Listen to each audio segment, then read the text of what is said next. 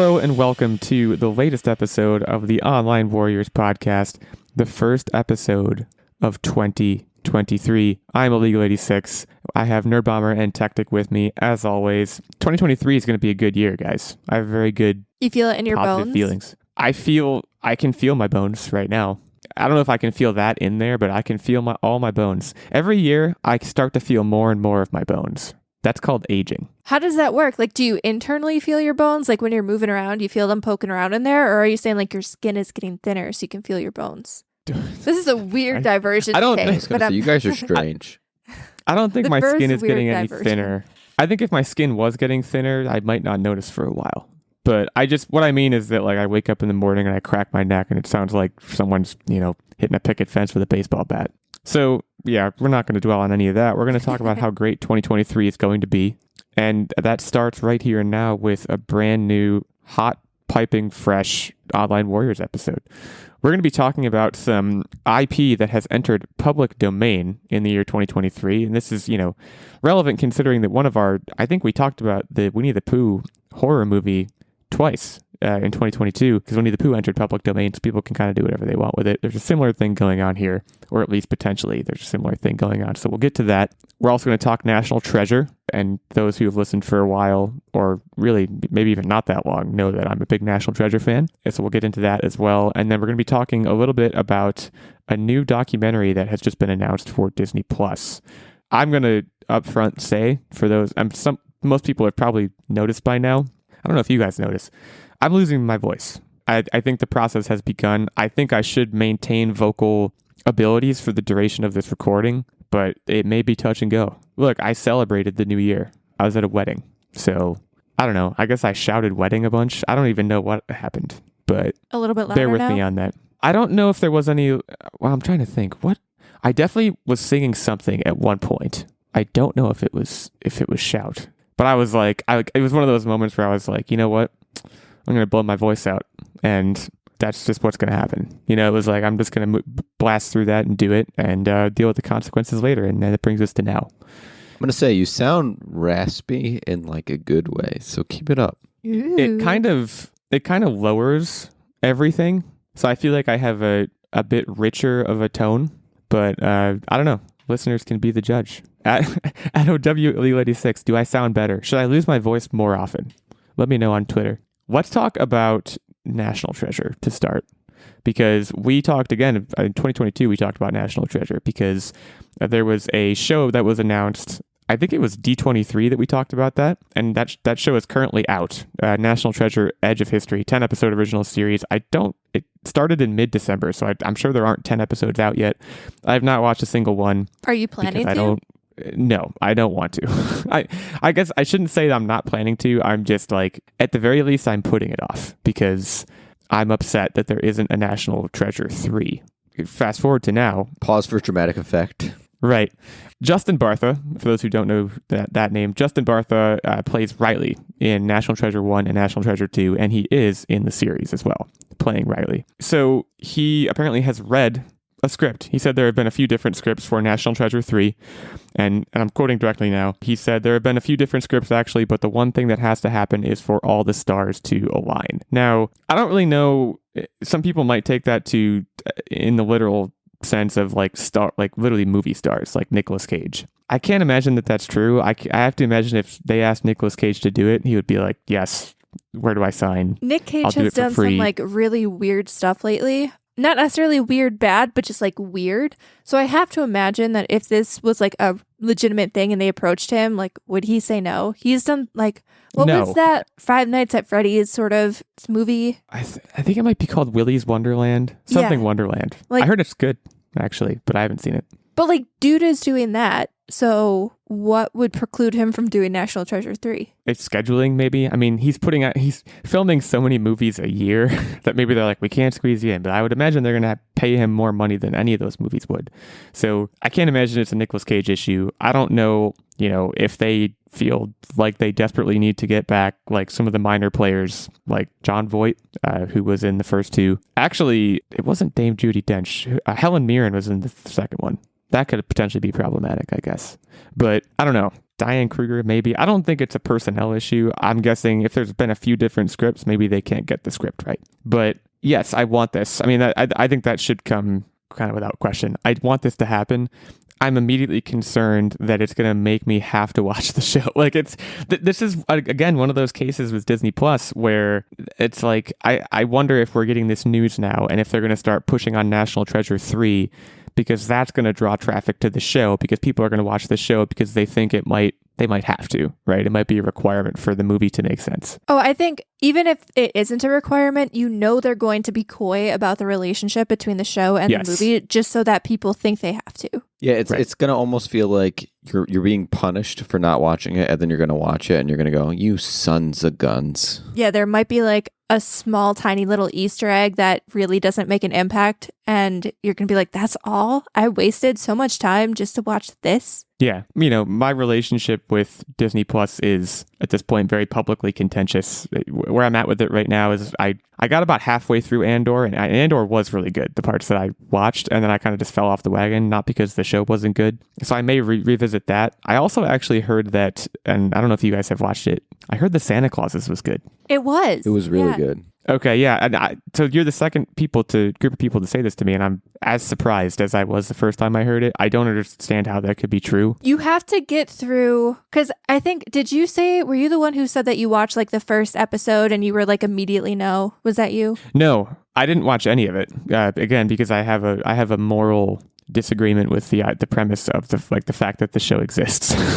Well, which, I would say maybe my fault. The first episode, it comes off very cringy. Yeah, the first episode comes off a little cringy. Maybe even the first two. Like it feels very like Tim Allen is a little bit out of touch with reality, but they actually play into that, and the rest of the season is actually really pretty good. Yeah, so the other people that told me that it was good, they had just watched the third one for the first time, and they were like, okay, that wasn't good, but let's try the show. So my theory was that the third movie being so bad made the show look good. But you're saying maybe it just has a slow start, and it's just plain old good. It's very... I feel like it's too late for me to watch it because Christmas is over. Nah, you still got time. I mean, I think it's one of those things, and we talked about this a little bit, I think, on the last episode, but it's one of those shows where, I mean, it's not going to be a pinnacle of television. Like, no one's going to nominate it for any awards, but for what it is, like, it's more in the vein of the original Santa Claus movie. It's just like a feel-good Christmas show,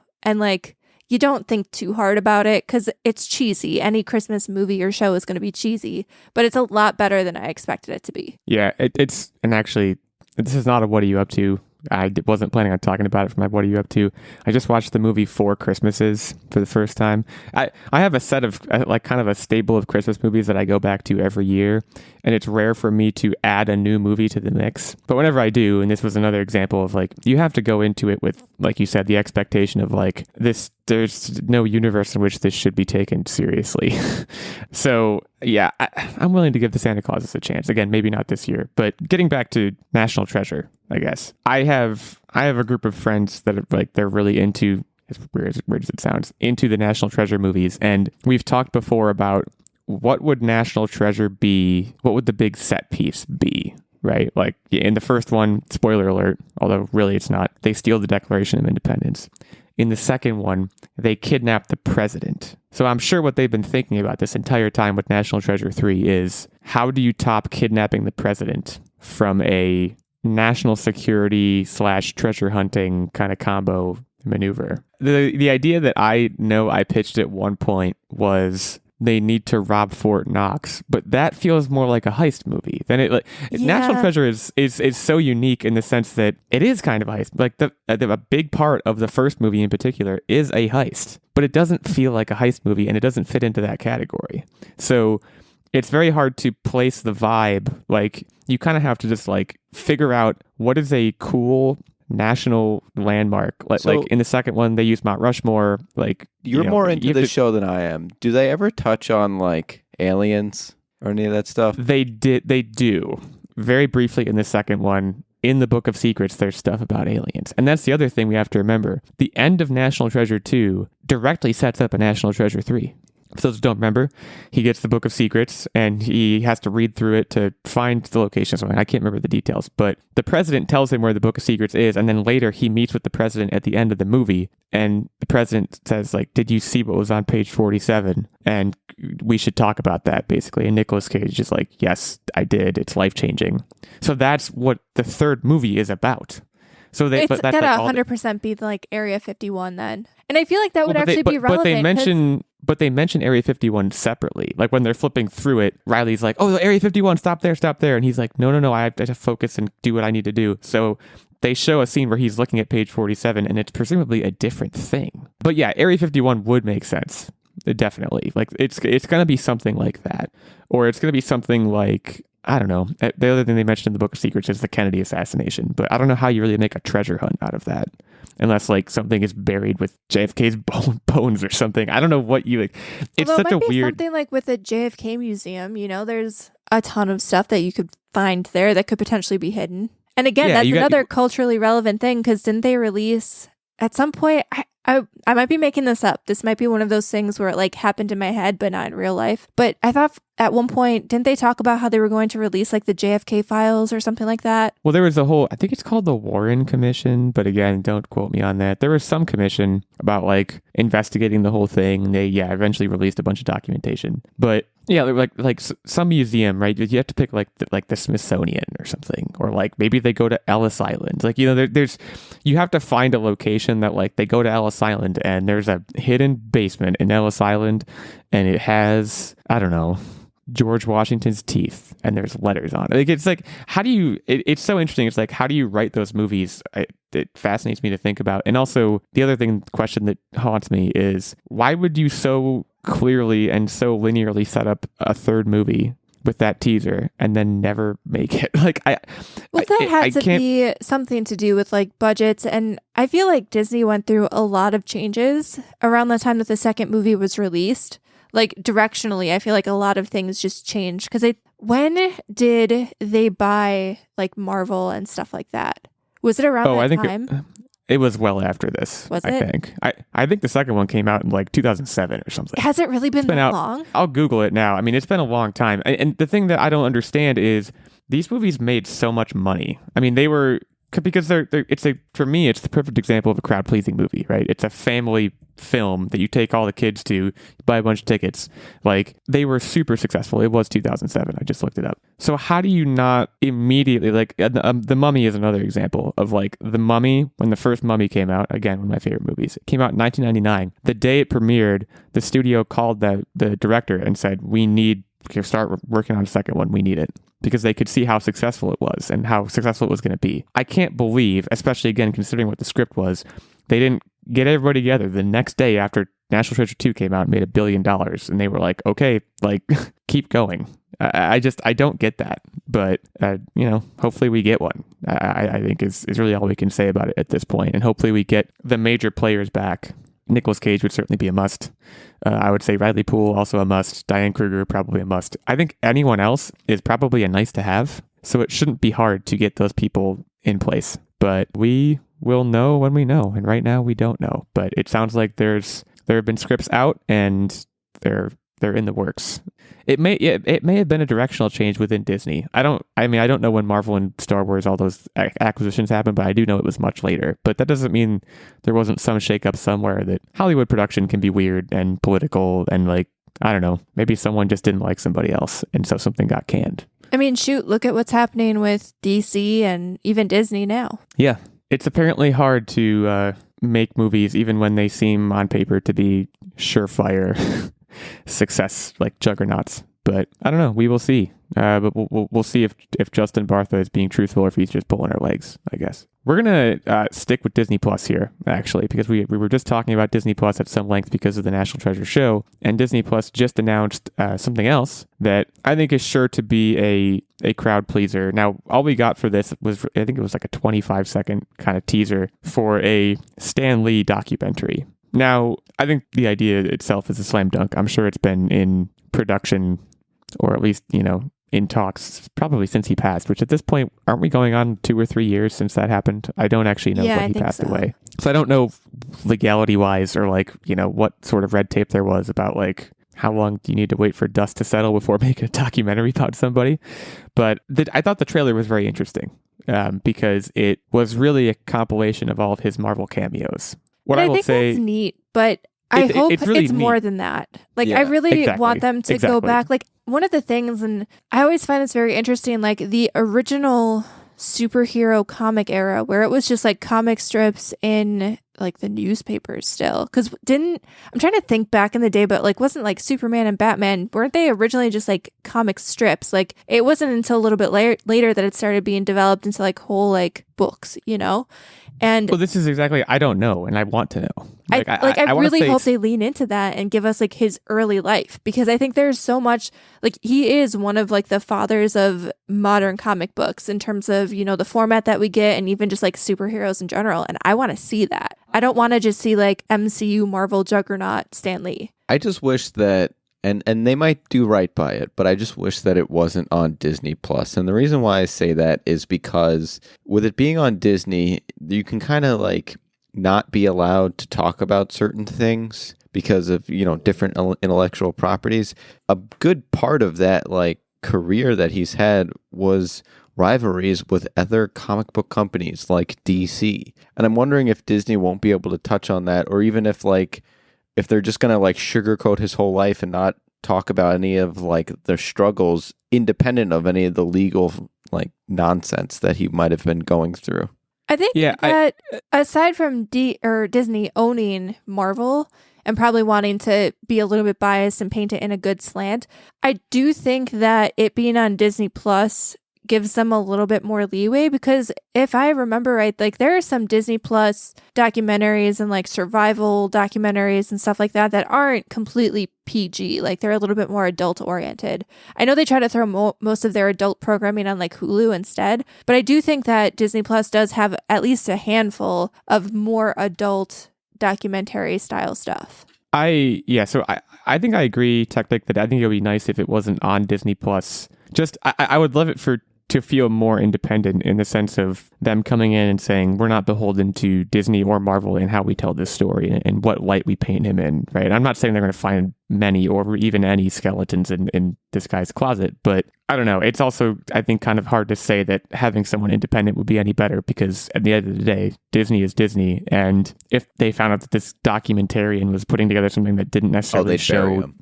Yeah, they'd bury him, they'd bury the project, whatever. So I have a question for both of you guys. So typically, you know, biopics are a really big thing these days. But the first step, there's usually a documentary about somebody's life before they just dive right into a biopic. Do you think that this is the first step towards eventually seeing a Stan Lee biopic in like the next 5-10 years? And if so, who would you want to play Stan Lee? I think it's an interesting question. I think it depends on... There's so much I don't know about his life, and I don't know what drama is contained within like how he got Spider-Man to where he is, right? Like I don't know if, you know, if it was a sort of thing where like someone didn't want to publish it and he had to work really hard and fight against varying factors, or if it was a very linear process. I imagine there's some meat on those bones, but it's hard for me to sit down and think of, okay, what would a Stan Lee biopic consist of? Because biopic and documentary obviously are very different things. Documentary can, you know, tell the story of a very linear and not fraught with drama process, and it'll still be, you know, interesting to watch. As for who would play him, that is a tough one. My first thought was Ian McKellen, but I don't think that... I mean, I guess it depends on... I guess it just depends on, you know, you would probably need a number of actors to play him, because you're probably going to be going through a pretty significant timeline here, you know, from when he started to maybe even to the like MCU cameos point. Yeah, I guess I just don't really know about what the biopic path looks like. And again, as far as the timeline goes, you know, when would the meat of the movie be taking place? How old would he need to be? Because, you know, for all I know, like Bradley Cooper would be playing him. Right? No. Might be young. It's got to be a nerdy person. Yeah, Zach Woods all day. Who is that? I think he's the Silicon Valley guy. And he played Gabe. He played Gabe in The Office. He's too I don't tall. think Stan Lee Isn't is that Stan Lee very He's way too short? tall. Well, Zach Woods is also taller than like every person. So I think I actually might have hit on something with Bradley Cooper. Think You know about who else would Stan be Lee's good? hair. Bradley Cooper can be nerdy. I think he has it in him. But no, yeah, you know go who ahead. else would be good? But he already just did a biopic. You're going to say Harry Potter. Yeah, Daniel Radcliffe might actually be pretty decent. Like, just because he was able to pull off Weird Al so well. And I'm not saying that Weird Al and Stan Lee are very similar, because they're not. But I think, like, the way he was able to personify Similar Weird Al. glasses. Yeah, similar Similar glasses. What about Andrew Garfield? It would be like truly poetic. Come on. Also Come too on. tall. Damn it. Too tall and not. Yeah, Daniel Radcliffe is pretty good. I think he's got the correct form factor, for lack of a better word, and I think he has the range for nerdiness. I do still think Bradley Cooper has the range for it, but he might be too attractive. No I offense don't know. to Stan Lee. Or Daniel Radcliffe. Yeah, no, but this documentary, you know, I think the other thing I'm not sure of is, should this be a documentary series? You know, like it's because we had this, I can't remember the name of it. I think it might have just been called Get Back, the Beatles documentary series that was really good. That was like however long it was. I think it was like a handful of like hour-and-a-half episodes or something. I don't want Stan Lee's contribution to all the million things he's contributed to be minimized. Because I'm sure just in terms of archival footage of him doing interviews, there's so much content. Like I watched an old interview clip of him recently talking about one of the things that makes Spider-Man so great is the fact that, you know, his mask and his costume completely covers him. So any kid, you know, I think the context he was talking about specifically was like their skin color was like any kid can be Spider-Man, right? And that's part of what made him so popular and accessible. And hearing him talk about that was, well, first of all, very wholesome, but also like it was cool to see him talking about it. So I think there's just so much like that could go into this, and I'm worried that they're going to like give it an hour and 15 minutes and it's not going to be enough, you know? That speech, by the way, I remember what you're talking about. That needs to be what they open with. Yeah, it's it's probably been bouncing around the internet for like years, and I just happened upon it like a week ago. But it's a really cool clip, and it just kind of demonstrates the intense level of thought. And like, not that I didn't think he put any thought into it, but like there was some deep and introspective thought about the character design of Spider-Man specifically that like I want to see how that sort of level of thought is applied to all the other characters he had a hand in creating, and kind of the empire he had a hand in creating, right? Because it seems like it had the fans in mind the entire time. So yeah, I don't know if it actually said when this is coming out. Presumably it will be in 2023 sometime, but it will be on Disney Plus. So my contentious relationship with Disney Plus is sure to continue. I guess is what that really means for the time being. We are going to take a brief pause here. Take a short break. But before we do that, Mr. Stephen Keller still with us here in 2023, and we are very thankful and very grateful for that. Stephen is a Patreon producer on this show. He supports us at the highest level of our 3 levels of Patreon support, and as a result, he gets this producer shout out. He gets access, of course, to the monthly secret segment and vlog. He gets the occasional guest spot on the show, and of course, input into the weekly game segment, which the clean slate is about to start. So I'm reinvested. I feel like that's a fair thing to say for me at this point. So Steven, super cool knight, full body armor kind of situation. You want We gotta to get Steven. him like a crest or something. He earns his own crest at this point. Yeah, or one of those helmets with like the little slanty eye holes in it. I don't know. We'll workshop some stuff. But Steven, that is the knight level that he is on. We would be remiss if we did not shout that out. But there's also a squire level of support, which gets you access to the monthly secret segment and vlog, and a page level, which gets you access to the monthly secret segment. And the details and information on all of those levels of support are over at patreon.com/onlinewarriorspodcast. Consider giving back to the show, getting us through 2023 and into 2024 and beyond. Your support would be much appreciated. We appreciate Stevens and everyone who's supported the show. We will take a short break now and come back to talk about Sherlock Holmes. Hi, I'm Kevin DeCristofano. And I'm Sean Flanagan. And we are the Ninja Turtle Nerds, your weekly podcast covering the Ninja Turtle comic book series one issue at a time. Plus the video games, the cartoon show, the VHS tapes. If it's Ninja Turtles, we'll cover it. Ninja Turtle Nerds is available wherever you get your podcast.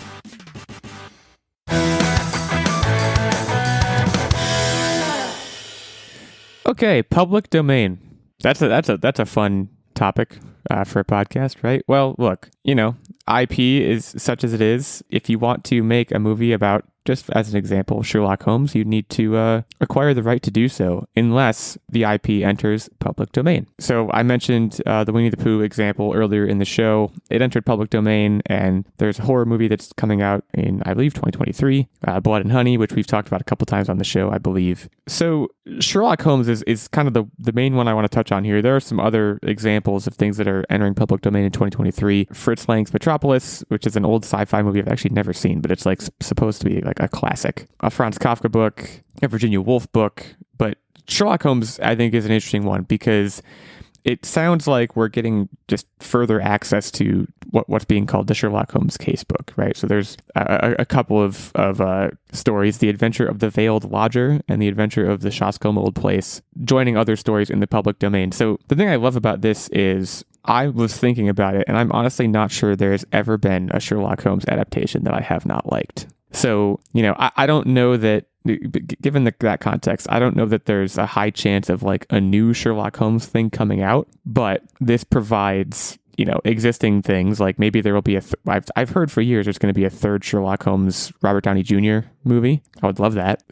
For all we know, Enola Holmes could dip into some of these stories. Benedict Cumberbatch might come back. I think that's very unlikely. But what I want is for existing renditions to kind of pick these titles up and use them. No, I want a new, absolutely coked out one. That's what I want. Coked out? Yeah. Like, as in Sherlock Holmes himself is coked out? Absolutely. Which, for what it's worth, I don't know if this is why you're bringing it up. That is actually like the accurate Sherlock Holmes. Right. That's what I want. Yeah. I want very a no regularly. holds bar, coked out Sherlock Holmes. There are so many of these stories. I mean, I think I got it for Christmas one year as a gift. I have a very large volume of like, it has to be almost every Sherlock Holmes story. And there are so many good ones that I think there should be, much like the Knives Out and Glass Onion movies. Like, I love a mystery. I think there should be so many more mysteries in terms of movies and maybe even like Netflix shows. Like, I think on network television, it's still a very popular genre, but those are procedurals and they feel a little bit different. I want straight up mysteries. And I think the table is being set properly here. Do you know what I really want? And this is going to be like super specific and probably a little niche, but I want a dark adult animated series of Sherlock Holmes. I'm talking like in the vein of something like, what was that superhero show on Amazon? That was Invincible? Yes. Something in the vein of Invincible. And I know that this might not get a lot of appeal, but I feel like you might be able to do stuff that you couldn't do with live action. And I think that, especially in like the comic realm, there's just a lot of interesting stuff that you could do with Sherlock Holmes. And I want to see that kind of stuff because I don't think there's been like a modern comic with Sherlock Holmes either. And so give me like a adult animation and a comic run series. I want to see that. I would love a comic run. I think that's a really good idea. We also need to think about, well, maybe we don't need to think about it, but I want a Sherlock Holmes video game. And I know there's at least one. I think we talked about one somewhat recently on the show that may or may not be out yet. But yeah, I think there's been a couple, but I think that, having the full IP available to video game creators and even now like indie creators who maybe couldn't afford to use that IP before. Like, I feel like indie games are some of the more creative games that we've seen. Stuff like Inscription and a lot of the more like story narrative based, like not necessarily graphically intensive, but kind of like, I don't want to say point and click, but there's a lot of like RPG detective-y type games that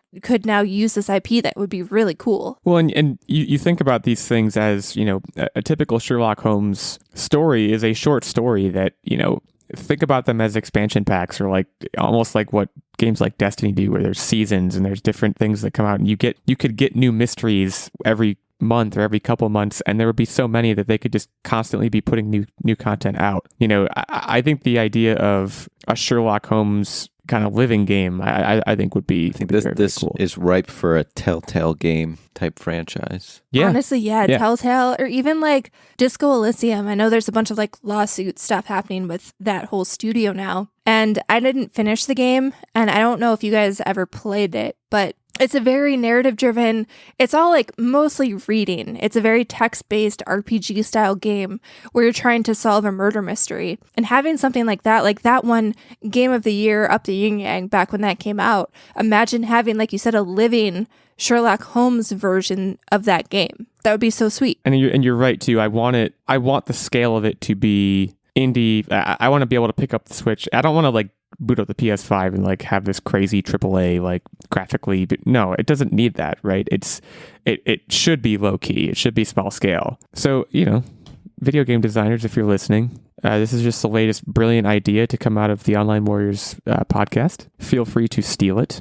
but at least like give us like name a character after us or something. Is that our going rate right now for good ideas on the show? Yeah, name a character after us. Or have like an underground association or gang or something called the Online Warriors. Maybe not a gang. We don't want like negative connotation, but maybe like, I don't know, mysterious backers of Sherlock Holmes. There you go. He has, oh man, what are they called? Patron? The Baker Street Irregulars. He has like a gang that actually exists. I've read a decent amount of Sherlock Holmes. I like Sherlock Holmes a lot. Honestly, this should be our undertaking for 2023. You should write up a good script. Techtic and I will learn how to code. We'll put together a nice like text-based point-and-click RPG. There we go. Let's do it. Book it. Yeah, some people may not know, too, kind of going back to the IP public domain thing. Watson and Moriarty, two very, very, extremely famous characters within the Sherlock Holmes universe, were not initially, like, they actually entered public domain after other things had entered. So there was a period of time, what that implies is there was a period of time where Sherlock Holmes was operating on his own. Watson was not involved. His primary enemy, nemesis, Moriarty, was not involved. And it's hard to imagine that, but there was a time. So it seems like the Sherlock Holmes, considering the breadth and just how much material there is, it seems like it's been eking out somewhat slowly. But it's also important to note, this is the last time. It sounds like everything about the character now is fair use. And that's the first time that's ever been the case. So very exciting. What new Sherlock Holmes material, be it a video game, a new show starring a new person, what do you want to see? Let us know at Online Warriors 1 is our main show account on Twitter. I'm also at OW86. We have at OW Techtic and at OW Nerdbomber. Hit us up over there. Let's have a conversation. Let's talk all things Sherlock Holmes, all things Stan Lee, and of course, all things National Treasure. Or just ask us about, I don't know, anything. We're around. Speaking of asking about anything, let's move into what are you up to Wednesday? And let's find out what we've all been up to in this. I've seen it referred to as the liminal week. Have you guys heard it referred to that way before? No, but basically, do tell. I think liminal means like you're moving between states. So in the time period from Christmas to New Year's, it's obviously it's different than any other week out of the year, and it feels in a lot of ways like a transition. So with that in mind, Techtic, why don't you lead us off? So there's one I've been waiting to talk to you about, and that is I have finally, for the first time, and I thought I've seen this before, but I might have not, or I maybe saw it in passing, but I actually sat through it and completed it. Love Actually. First thing I want to say. Love Actually. Not a Christmas movie. You say you didn't. Not a Christmas movie. I just disagree. Did you like it though? It is a series of parallel love stories in which that all happen around Christmas time. Yeah, this is like saying Die Hard. Die Hard is more of a Christmas movie than Love I disagree. Actually, every Hallmark movie that you watch, it's a love story basically that happens to be around Christmas. The Christmas rom-com is a bona fide genre, and Love Actually is at the forefront of that genre. That's the way I would put it. So it was a fine movie. There was only truly one love story that I was actually invested in. The other ones I was just like either that's depressing or upset. And I know it's a movie on that there's different kinds of love and everything isn't a fairy tale. And it can go right and it can go wrong. I get that. But like, man, I don't want to like the girl who like her love story is just her brother. That's so heavy. That's so sad and heavy, and like I don't want that in my Christmas holiday cheer. There are some emotionally devastating sequences in that movie, and I think that's part of what makes it great. I get your point, but also Alan Rickman, pretty good in that movie. Also, yeah, Alan Rickman was a terrible person. Jerk. And yeah, he's in that movie. Nerdbomber, was this your first time seeing it as well? No, I've seen it before. I really enjoyed because he would keep pausing it and he'd be like, "Are we supposed to hate everybody in this movie? Like, are they all supposed to be terrible people?" And definitely not. You're just gonna have to watch and see. Also, the little boy reminds me of you, and I don't know why. Like, was that you as a kid? Were you him? Were you the little boy? Well, I wasn't British. Are you sure? But like personality-wise, that was you, right? I would need to go back and look. I don't know if I was quite as I don't even know what the word is. Articulate? Not precocious. Oh, I was probably around that articulate. Because, yeah, he's quite articulate. I think I might have been like him. Yeah, Just, again, that's without the Britishness. Little Illeagle. If you guys want to know what he was like, check out Love Actually. Great movie. So, finally watched that. The other thing that I want to mention is shout out to Nerdbomber, because right now my lower back and ass feel fantastic. So, for the longest time, the setup in our recording studio, nice desk, multiple monitors, we have the mixer, all of that's legit. But I refuse to buy myself a nice chair, and I literally have had like the crappy folding chair that like after sitting for any amount of time, you need to like lay flat on the hard floor to make your back feel some semblance of good. And for Christmas, I got myself a nice little office chair, and it is fantastic. And I say it's not a gamer chair, it's an office chair, which like, well, there is a specific reason. So like I have the leather gaming chair, and I know Techtic has used it and to like play video games or something, and he gets very intense and sweaty. So when I was shopping for this chair, I was like, a leather gaming chair, it looks cool, but he needs that breathable mesh. And you can only get that out of an office chair. You get a hot ass. I wish you would have just said, because you started this with shout out to Nerdbomber because my lower back and ass feel great right now. And you should have just given no explanation. But it's not about heat. It's not about heat right now. It's literally about support, lumbar support, and like it not falling asleep. Like my butt literally fell asleep in the other chair. So this is fantastic. I'm living the dream, as they say. Those are my updates. It's great. Great to hear. Nerdbomber, we'll keep the party going with you. So I have continued to play a lot of God of War Ragnarök. Whenever we've had any spare time, that's usually what I've been doing. So it's good, guys. It's really good. It's taking up all of my mental free space. I feel like I've talked about this every week for the last few weeks, but I think the last couple of weeks I said it was a little bit more of the same with, in terms of comparing it to the original God of War from 2018. I mean, I know that's not the original, but like the remake one, but it's not. And I don't want to spoil anything or give anything away, but the farther into the game you get, it definitely becomes more varied in terms of gameplay and what you should expect. And it's so good. The story is so good. Even like right now, I think I've, because it gives you, the counter of how long you've been playing the game. And I think I'm like 24 hours in. And I think, various how long to beat records are like anywhere from 30 to like 48 hours. I'm doing every side mission. Every side mission is like fun.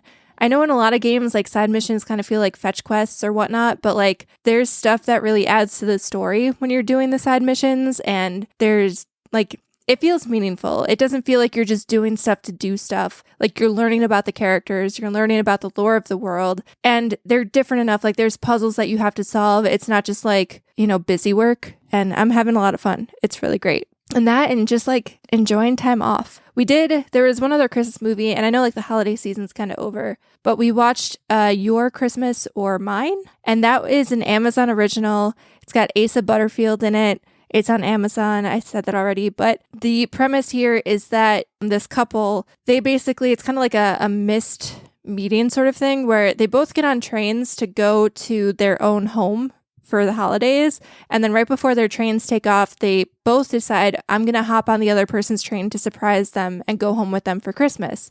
So obviously they miss each other, and they end up going to each other's family's house for Christmas without the other. And there's like shenanigans, heartfeltness, miscommunication sort of stuff. Like it's not by any means like a top tier movie, but if you're looking for one of those just kind of feel good Christmas movies, it was a pretty good one, and it's British. So yeah, British Christmas. Look, British people can do Christmas movies correctly. I think we can just kind of make that determination. Well, great to hear. I do not have much of an update myself. I spent the past 5 days traveling. So I just want to shout out a couple of the things that I did. I want to generally shout out the city of Baltimore, which I've been to a couple of times. If you're a listener from Baltimore, hit me up on Twitter. You live in a great place. I had a fantastic time there attending a wedding for a friend, during which the bachelor party kind of was directly adjacent to it. That was a couple days before. Are you familiar with Topgolf? Yes, or do you sir. know?